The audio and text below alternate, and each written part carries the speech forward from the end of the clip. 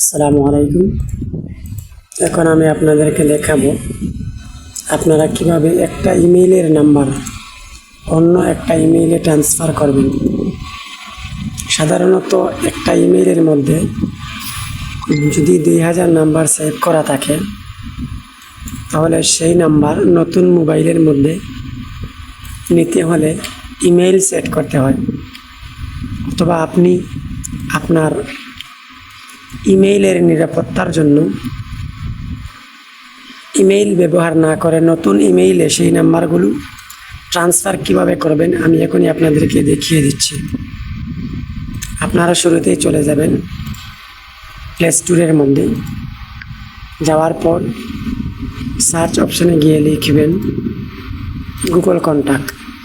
দেন আপনারা ওপেনে ক্লিক করে দিয়ে যে নাম্বারগুলো আপনারা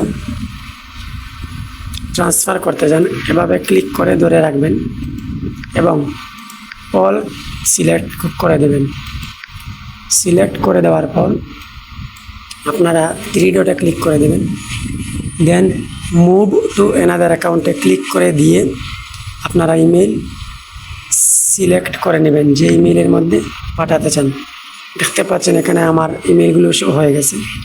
এখন আমি আমার যে কোনো ইমেইলের মধ্যে আমার এই নাম্বারগুলো নিতে পারবো।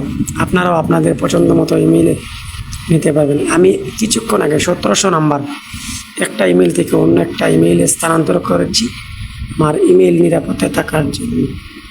এভাবে আপনারা আপনাদের নাম্বার মুভ করতে পারবেন।